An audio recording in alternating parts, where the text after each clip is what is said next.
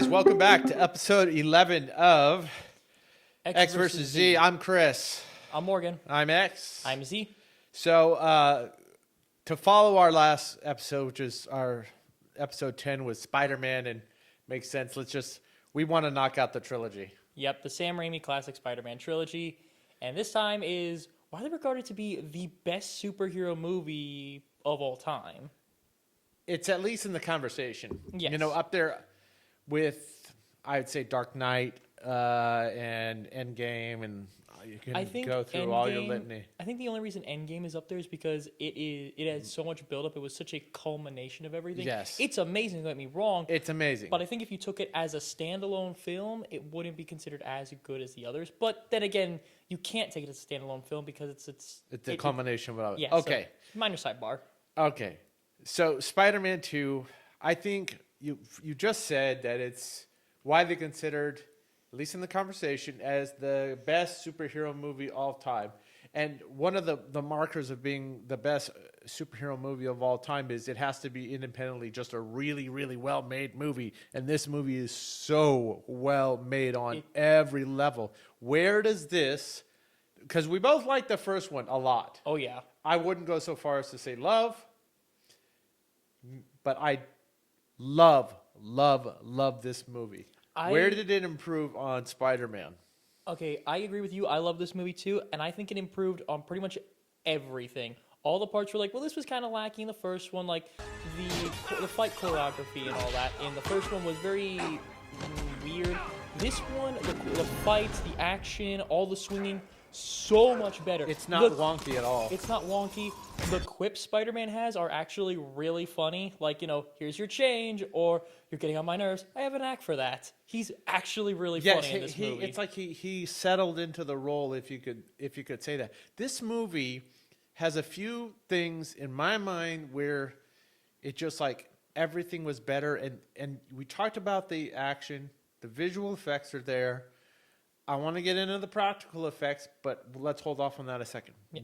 One of the things that's much better in this movie is the writing. Now, why would I put the writing above all the other things that are wonderful about this movie? Well, that's because the writing is what's holding it together. Even if you have, like, a good actor can take a mediocre script and make it great. But no matter how good an actor is, if you give them a really bad script, there's not a lot they can do to save it. No matter how good the effects are, how big the budget is, how amazing the actors and editing and all this is, if the script is not there, then the rest of it's not going to be there. But this movie had such an amazing script. Everything else was like elevated by it. It was all great on its own. It's not just the dialogue, though. It's because Sam Raimi knows exactly where he wants to take these characters from the first movie. He knows how he wants to build the relationships. He knows what Peter's arc is. He knows what the relationship arc is between MJ and Peter. And there's a juggling act going on here, but it doesn't feel like it because, one, it's so smooth how everything is so well balanced in this movie. Everything is interconnected in the best possible ways. Everything. So let's go down the different relationships before we... by the way, guys, did I say like, subscribe? No, you didn't yet. I didn't say it. We are forgetting to say it, and we're both at fault here, but we're so excited to talk about certain movies, and we're just like, okay, we'll save it to the end. No, we're going to get out there. Like and subscribe if you've been enjoying these videos and you want to be more part of the conversation. We'd love to have you join us. Also share and comment and, all the stuff. All that jazz.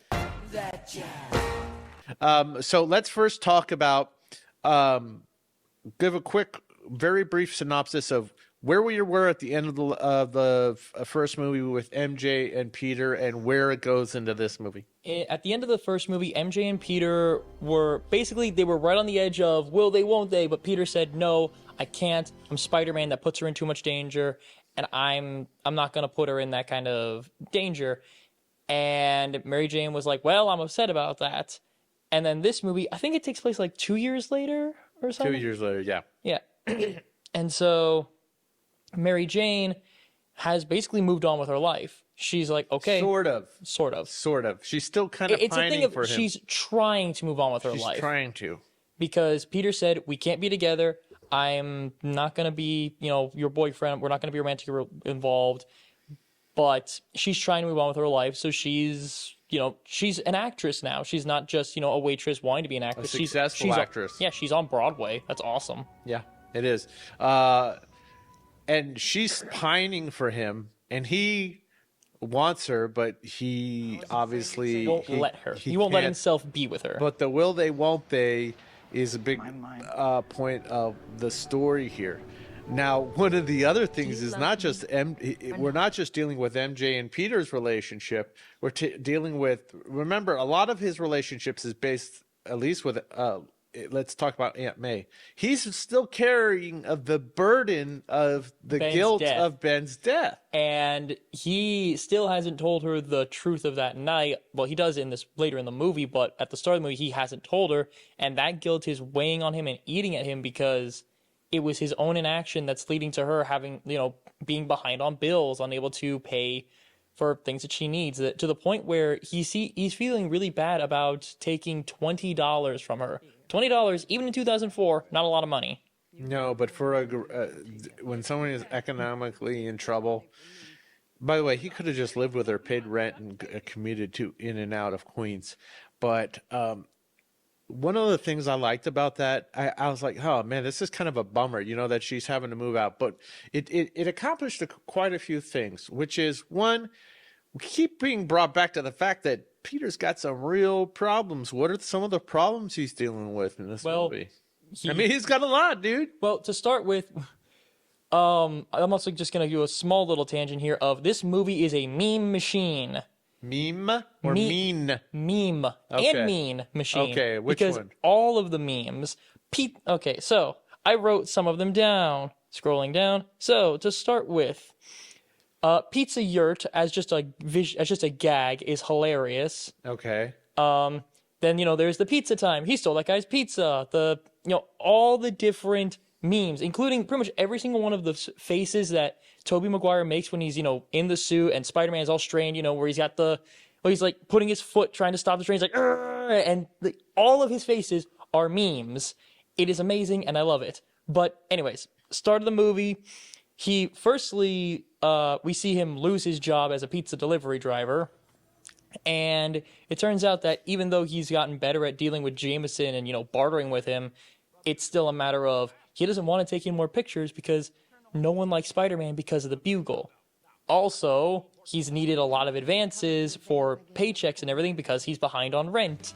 And he's going to college because he's Spider-Man. His studies are failing. His studies are failing. Yeah, his studies are failing. He can't pay his bills. His studies are failing. His relationships are falling apart, especially his relationship between him and MJ and with his best friend Harry Osborn, because Harry still thinks Peter killed his dad, or thinks Spider-Man killed his dad, and he's like, hey, tell me who Spider-Man is. If you knew, would you tell me? It's like, everything.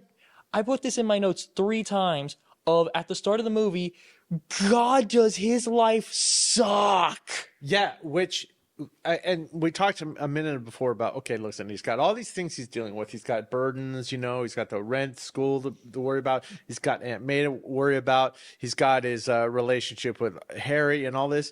And the beauty in the writing isn't just the dialogue and balancing. It was like, how did they interweave this? Well, this is really an interesting point in the middle of the movie that the whole beginning of the movie sets up, but we haven't even talked about Doc Ock yet, but we'll get to him in a second, but is the existential crisis he has about wanting to be wanting to be Spider-Man.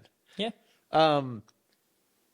Which this scene has a couple of cameos in it from the first movie, and one of them is Uncle Ben. Yep. Talk about that scene for a minute, because I've got an interesting point to make about that. About the dream where he's talking. The dream sequence, yes, where he's talking to Ben. So the dream sequence where he's talking to Ben is, to me, it's less. To me, it's more so that's what he believes Uncle Ben would want, which is the idea of you're going to take my dreams of responsibility and justice and right and wrong, fair and unfair into the world, but that's just basically Peter talking to himself of, this is what I really thought I needed to do with my life, but it's killing him. It's ruining every aspect of his life being Spider-Man. Do you find it interesting that for the second consecutive movie, even though this is like in a dream state, he tells Ben, no, I don't want to do that, or it gives him a negative reaction to him trying to parent him. And by the way, look, that's one scene that actor that he cameoed in. He's heart-wrenching, the pain he has and disappointment in Peter's choice. The one thing that I will say is when he says, "Take my hand, Peter," the way he's holding his hand, the way Peter would have to take that hand is exactly how he held his hand when Ben died. Ugh. That's tough. All these things, though, are making him even more interesting a character. Yes, all of this is building up to the idea that he needs to figure out his own life first and really come to grips with who he is and what he needs to do, but he needs to balance it. He's letting one part of his life take over everything else. Is there any way to actually balance your life if you're Spider-Man? I mean, there's always, quote unquote, a disturbance, you know? How can listen, anytime you're spread as thin as Peter is with his desires and his struggles, I mean, the real world, the struggles that aren't even remotely related to Spider-Man, but him being Spider-Man is making his life as Peter miserable. Yeah. Yeah. I want to take a step back for a second. There are a couple of scenes in this movie that before we move on, because you talked about they go hand in hand with his struggles and just play out so well, and also leads to one of the most underrated parts of this movie, which is the pacing in this movie is fantastic. Oh my God. That opening scene, like they throw you right into the action. They throw you right into his world. They throw you right into his problems with the whole pizza delivery job thing. That's another thing that I wanted to bring up is the editing in this movie. Even when he is just driving his scooter, the editing of it is still quick and energetic enough that it doesn't feel disorienting when he goes to being Spider-Man. It reminds me a lot of Hot Fuzz, how they do all the quick and flashy cuts during, the paperwork and everything. And then it doesn't feel out of place when they're doing all the crazy action stuff at the end. And I really like it that Sam Raimi did that. And also Mr. Aziz. Kevin Feige was involved in this movie. Like already. Oh, yeah. He started out with doing the Spider-Man movies, right? He was like an executive producer or something, yeah, but he wasn't. I totally missed that my first few times watching. I'm like, oh wow, so he was already getting his hands into superheroes. Yeah. So they transitioned from that to one problem to the next, and it's not that they transition; it's that each problem compounds on the other. Yes, he's late for work because he's Spider-Man. He loses his job because he's Spider-Man. And even though he lost his job, he still tries to make it to class, but he's late for class because he was Spider-Man and he lost his job. And then he goes to the Bugle and he can barely get enough money, and he can't even get enough money to cover the advance that he got because he's Spider-Man. So pretty much the whole cast returns, even some of the cameos, but the biggest add-on is Doc Ock. Yes. Otto Octavius, played by Alfred Molina. I don't want to go too far down a rabbit hole, but just give us a little history of Doc Ock and Spidey in the comics. What has been the main thing other than being he's not a run-of-the-mill villain? No, he is not. Doctor Octopus is one of the more cerebral villains that superheroes in general would have to face, because Doc Ock's whole thing is, I don't remember his main goal. Honestly, it varies depending on the iteration. Sometimes he wants money, sometimes he wants to rule the world. It's a whole thing, but Doc Ock is a Machiavellian mastermind when he's given the opportunity to be that, to the point where one of Spider-Man's most famous panels, essentially, where there's this huge machine that's like pinning him down, and he needs to get this one small container because it's got like a medicine that'll cure Aunt May. It's been a long time since I read this comic, so I can't quite remember, but it was a plan of Doc Ock's that Peter thwarted, and as he's like pinned down under this massive machine, he's thinking, hey, if I go out here, I stop Doc Ock, it's okay. I did my best, no one can ask anything more of me. And then he sees the medicine May needs. It's like, oh, wait, there's still people counting on me. I can't give up. No matter what happens, I need to get up. And that's where there's that famous scene of him lifting the machine over his head that's been referenced in cartoons, in video games, in the Spider-Man Homecoming. So how do you feel about Alfred Molina's interpretation of Doc Ock? I loved it. I absolutely Did it feel authentic? Absolutely. And I think what really helped with that was was not just the way Alfred Molina is as a person, because when he is Otto He's Octavius, amazing in this movie. yes, and And he's wickedly funny at times too. Like yeah, here's the thing. At the very start, you can really buy that Otto Octavius is a genuinely good man. He loves his wife. He loves his work. He's got some actually really funny jokes. Like, I know they're like, oh, it's a terrible joke about the dollar bill. Yeah, the large roll of $20 bills wrapped in a rubber band. Because we found a rubber band. I don't care what anyone says. That's actually Okay. really funny. Thank you for coming. Okay, for a second, I want to go back to that because basically you got two scenes, really one, One and a half. 1.5, where Peter has to establish his relationship with Otto Octavius. So in that scene, we both create a chemistry that he has and a mutual respect for each other's minds, obviously, and somewhat of a mentorship role. Yeah. And also, I absolutely love how well written the scene was with him and his wife. Yes. I It mean, was very that, sweet. That very- made everything better for my interest in Octavius throughout the rest of the movie. Yes, I agree with that. Everything written about the relationship was very sweet. It was very cute. It was very wholesome, and they have this It's really romantic. yes, this playful banter with them. That Yeah, just, it was very sweet. yes, I love that whole bit. Don't you? I was thinking to myself, man, that is my perfect woman. A Latina English major. I was like, that's who I want to marry.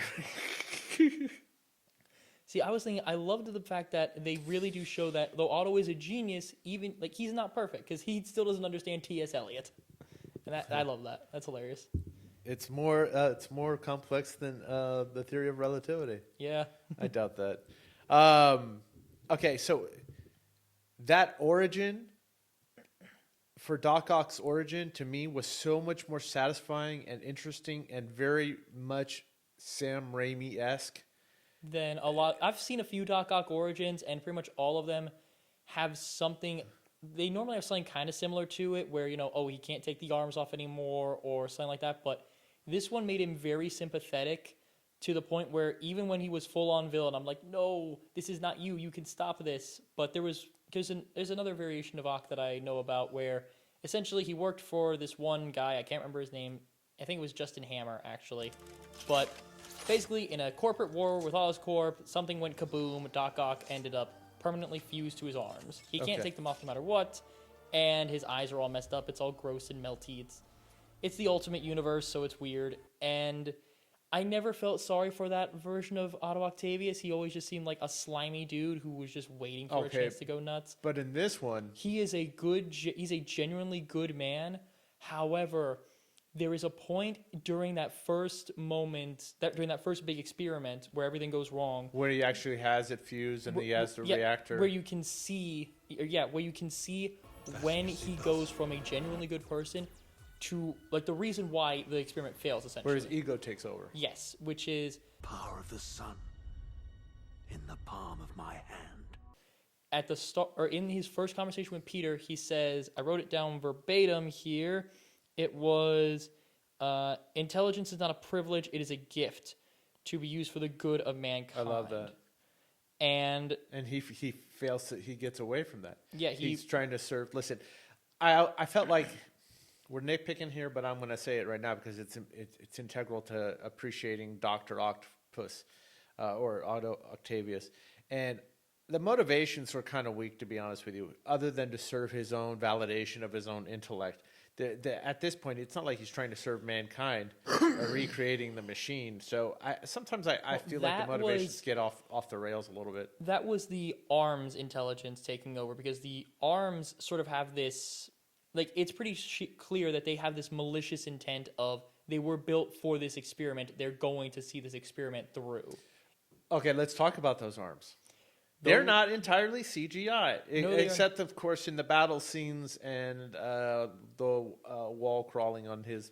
Yes, but a lot of the times those are like animatronics and puppets, and oh my god, are those so good.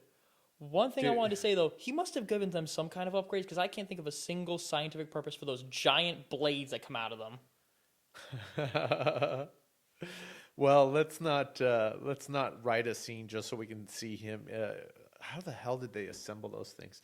But I love the fact that those arms, at least during the acting scene, so to speak, they're all controlled by puppeteers. They're actually there. They're so cool. And And the design of them too.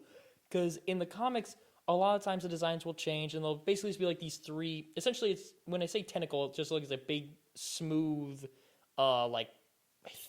basically like a fist. And it has these little three prongs that come off of it. These look so cool with these. They're like massive Yoda hands just gripping and grabbing. It's not just how they look, the performance by them.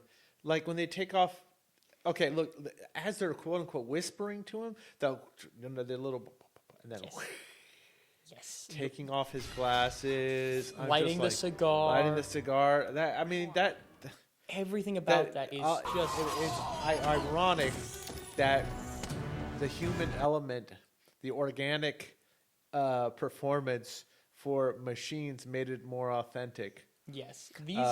And they feel evil. They really do. They do, and they feel like they're controlling him. But you said when that moment that happens that he becomes Doctor Octopus, I remember there's and this is to the I love this edit and I love this direction of the moment he's in battle with the control of the machine hands and his own mind, and he says, and he's debating, Peter was right, I failed. He goes, and then he turns away from the camera, and the camera cuts back to him, and he goes, I couldn't have miscalculated. Yes. you know, and in that moment they did something really interesting, and this is one of those things I really like.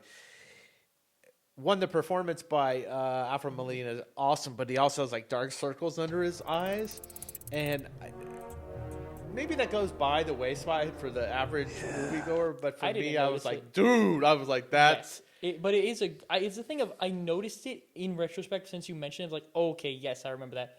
Speaking of him, like, in War of the Arms, we gotta talk about the scene where, like, where they're trying to take the arms off of him. Dude, that's what I'm talking about. It's like, that is the most Sam Raimi thing in this whole yes, movie. like, that really leaned into the evil Don't you dead. love the fact that this movie, which is intended for the general population, or a general audience, I should say, can infuse a little horror element in it? Yes.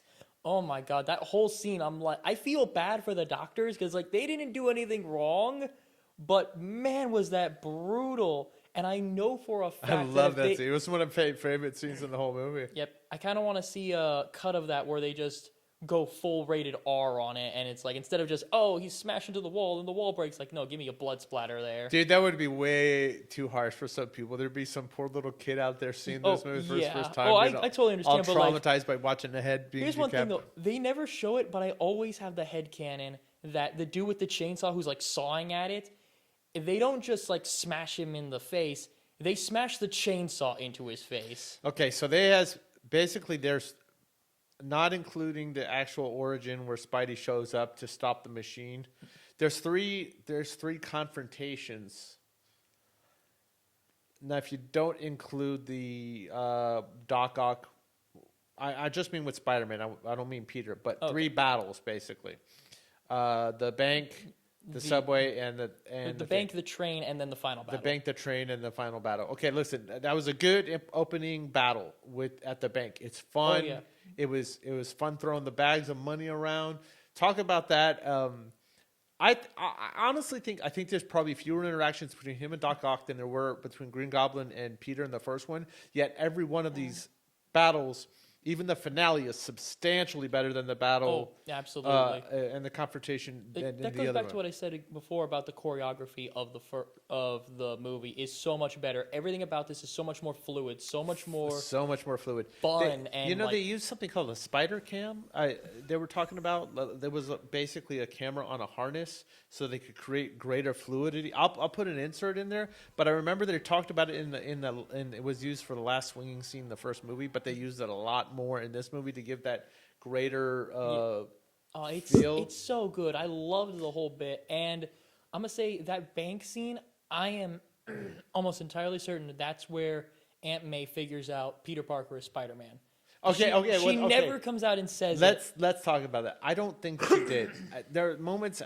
I showed this movie to my mom last night, and she actually asked me that. She goes, "Okay, does she know?" I said, "Mom, I don't know for sure because it's hinted. It's hinted, but I don't definitively know if she knows." They never say if she does or not, but with everything that's been happening, it feels a little weird for her not to know. And also I'm not going to say her 180 about Spider-Man because, he did save her life. Yeah.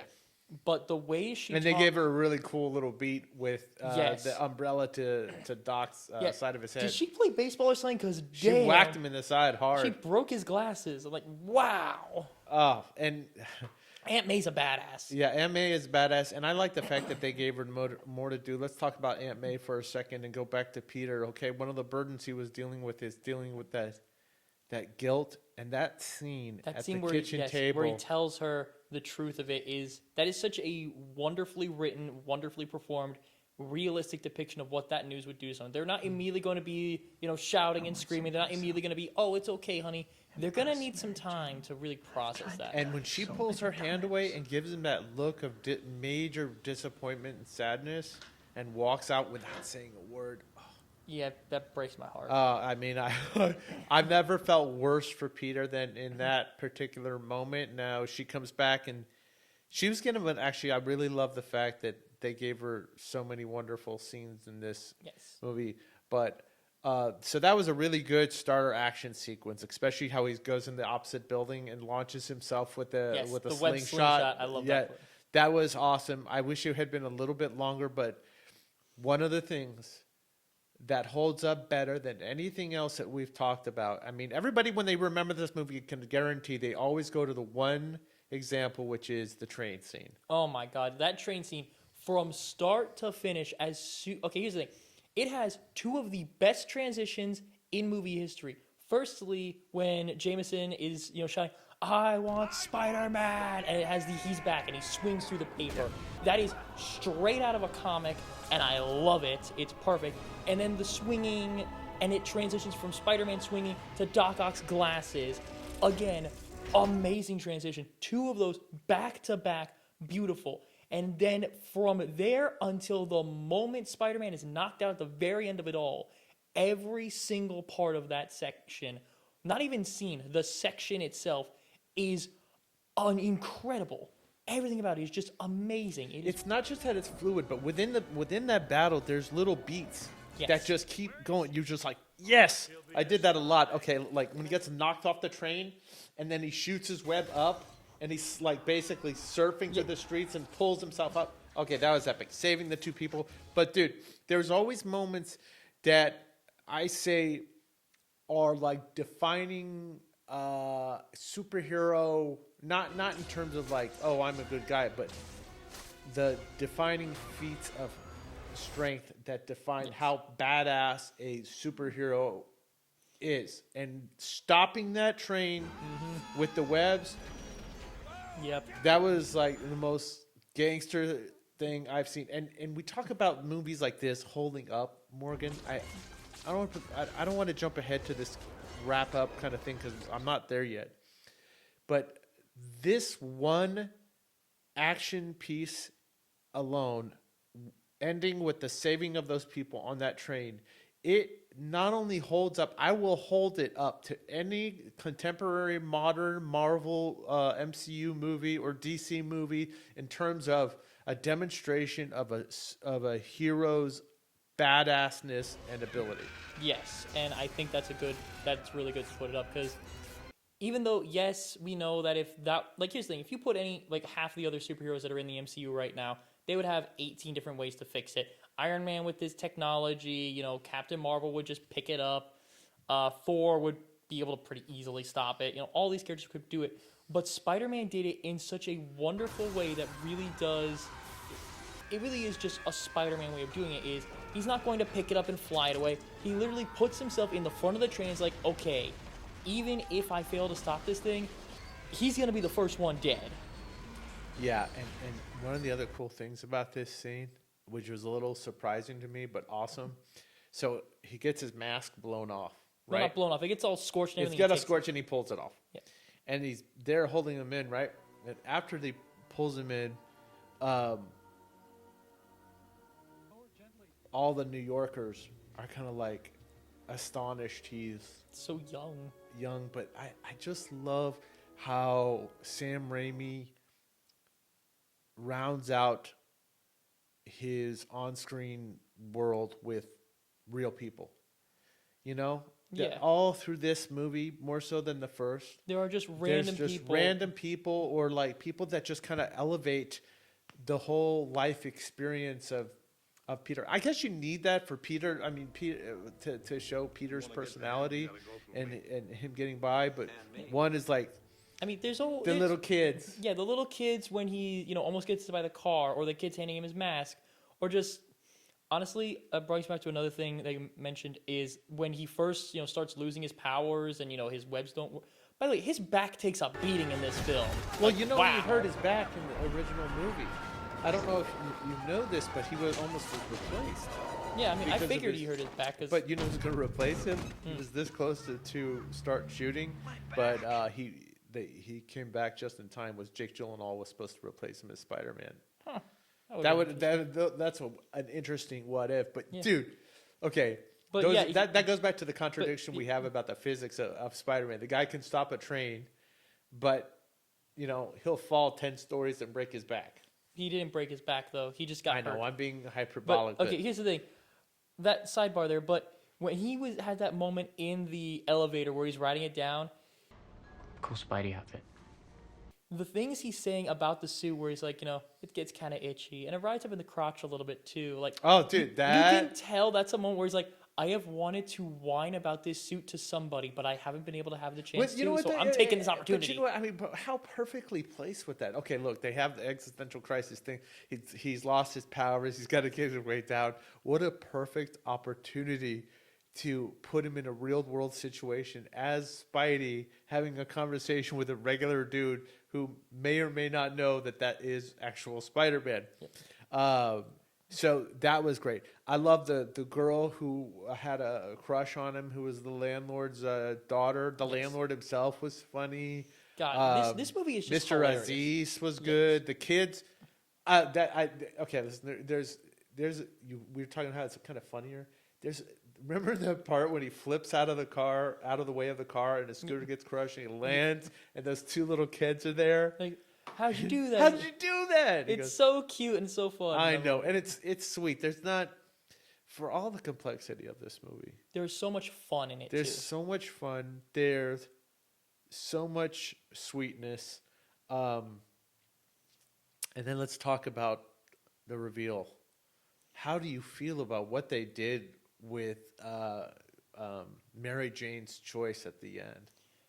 Okay, here's the thing that annoys me a lot is a lot of people are like, oh, Mary Jane like bounces from guy to guy in these movies. It's like, if you were paying attention and aren't looking at it as a reason to hate the character and thinking about it from an actual person's perspective, every decision she makes in these movies makes perfect sense.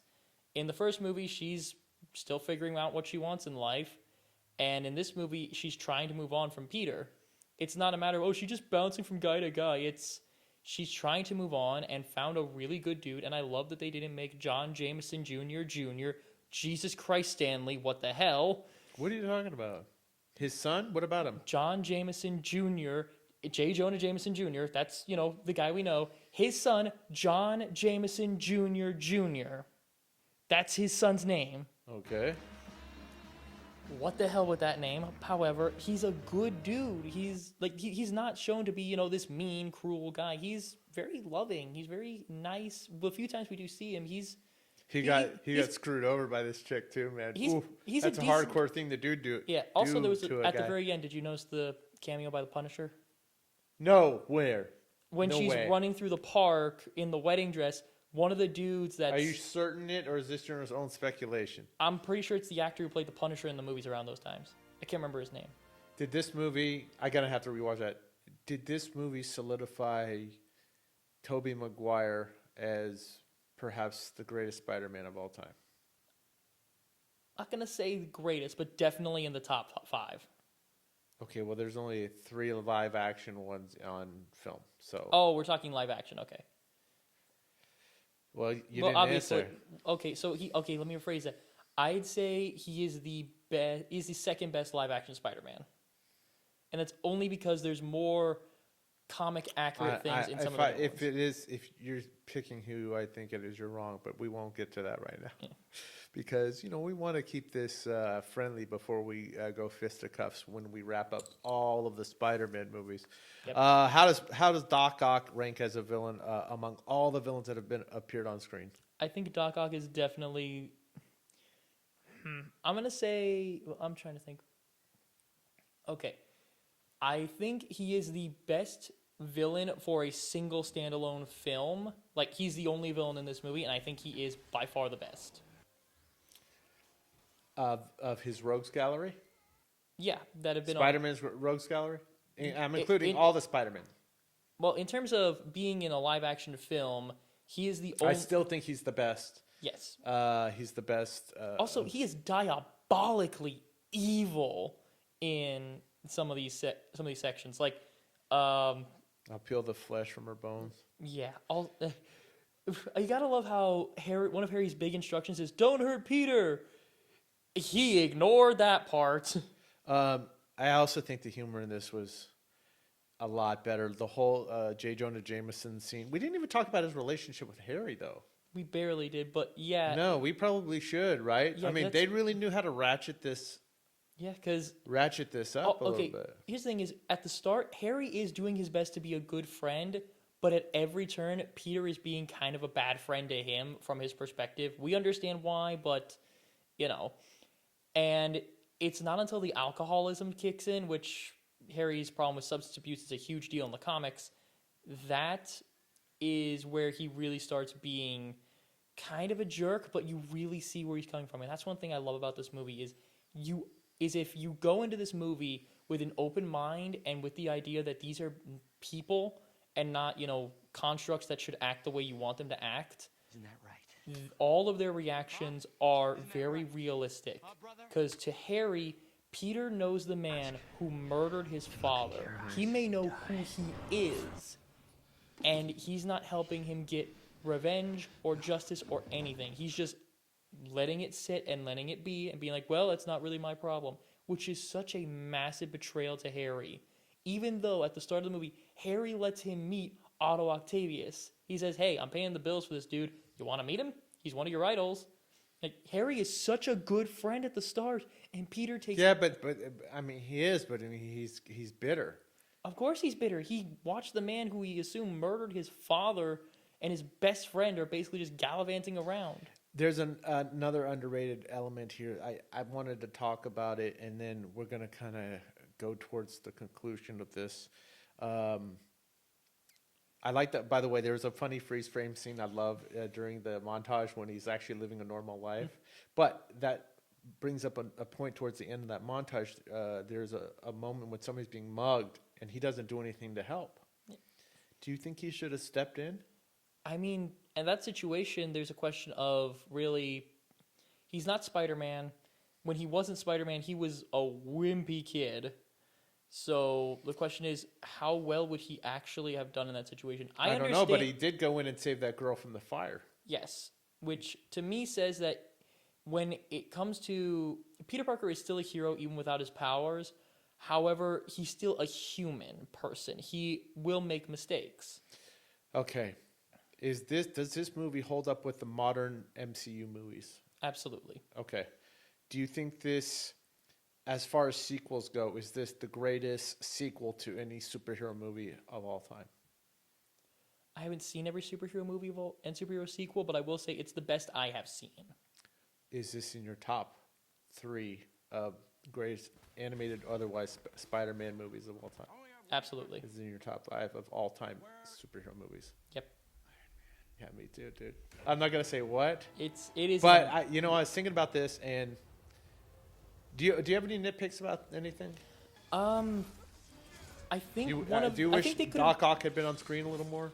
No, I kinda wish I okay, had a little I more. think I think everything about this movie is great, but I have one small nitpick of there's one line near the very end where Peter is where Spider-Man and Ock at the very end of the very final battle, he knocks Ock down. He's like, Doctor Octavius. The way he says that makes me think, did he not know that was Otto Octavius? No, he was just he recognized that he was not Doc Ock in that moment. Okay. He was. I feel like that could have gone through at least one more line read because that got me a little confused. Did you love the ending with with MJ showing up? Yes, I loved it. It is a classic comic book ending. It's very. I mean, obviously, that type of thing would cause a lot of problems in real life. Blah blah blah. But here's the thing: it's a comic book movie, and it's a classic storybook ending. It's Wesley and Buttercup kissing in the sunrise levels of beauty. And that wonderful look on her face at the end when after they cut from him going down the corridor of the city, so to speak. Yep. And that look of like, okay, this is what I've gotten myself into. Yep. And I mean, obviously they had "Go Get 'Em, Tiger" is so iconic. Every guy wants to be told that by a girl. I'm gonna just wrap up here. Also, one thing I also forgot to mention: MJ is still kind of a badass because she tried to help Spider-Man at the very end. She tried to hit. I love the chemistry between those I love two. how she tried to hit Ock with a piece of wood. Yeah, and like that was gonna do anything. It wasn't gonna do anything, but it shows that hey, she's not just a sit there and scream anymore. She's gonna fight back. This movie really tells you be careful with what you wish for. Be careful with the women in Spider-Man's life because they will hit you in the head. Yes. Okay, to wrap up, I want to just say this. I watched this with my mom, and I say that's important because my mom never says this about any movie. I've never heard these words come out of her mouth. She and I'm very close to my mom, but I'm a movie person. She is not. She can do other things while she's watching a movie, which drives me insane. I would never do that. But she said, I would rewatch this movie again. And I go, what? She goes, this movie has everything in it. It has a relationship. It's just enough action. It's just got everything. I loved it. She actually used the words, I love this movie. It was so fun to watch. Yes.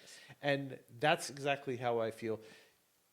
When I think about this movie, I can't help but putting it in context of what we're dealing with now in the MCU. Okay? And why is this movie great? Well, we always go back to that action sequence, but what it really is the relationships and the arcs of these characters over these 3 movies. Now, we're going to get to Spider-Man 3 to wrap it up, and I think we both are on the same page with that movie. I think this movie is a damn near perfect movie. I think it not just holds up, but it exceeds so many modern of the MCU movies. I think it's better than about 90% of the MCU movies. I think that's a little bit of an unfair comparison because the MCU movies are part of a whole. They have to worry about the continuity and everything and how it connects to everything else. Like if this took place in the MCU, everyone would always be asking, where's Iron Man? Where's Captain America? Why aren't they helping out with this, that, or the other? And they would wrap in, Doctor Strange or whatever the hell, which...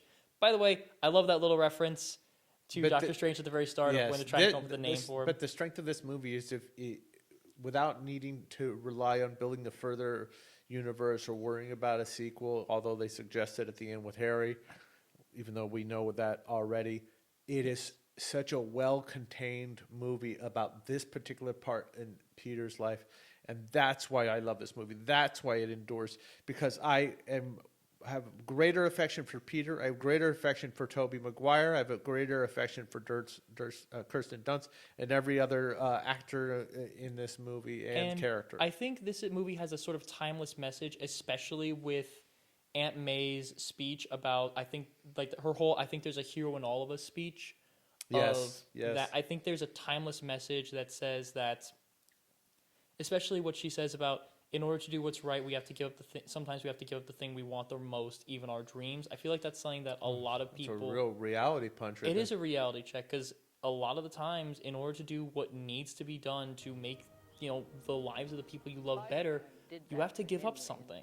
You have to, maybe you're in a relationship with someone and you love them dearly, but you and them are not a good match romantically, so you have to let go of that. It hurts like crazy, but you have to do that for everyone to be better. And that's just an heroes example. never really get what they want, and they have to make the hardest choices.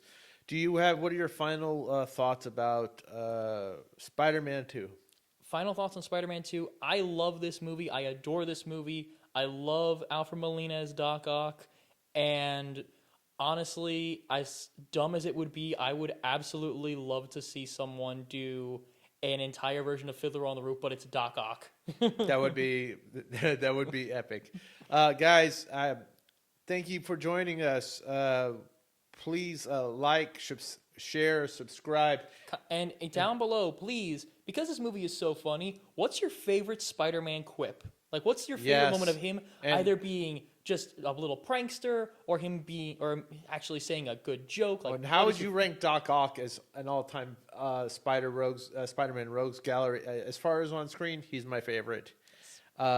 Thank you for joining us, guys. We'll be back for Spider-Man 3 in the next video to wrap up our Spider-Man trilogy, and then it's back to the holiday stuff, right? well, yes and no. Back to whatever the heck we figure out. We'll probably do some holiday movies, 3, maybe 4. We'll see.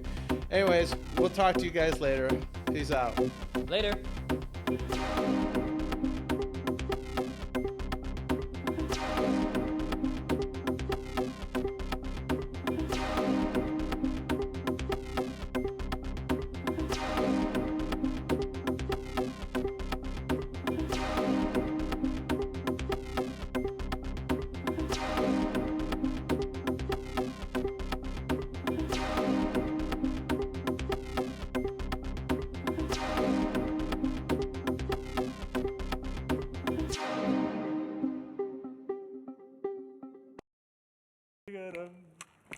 All day long I'd biddy biddy bum if I were a wealthy man.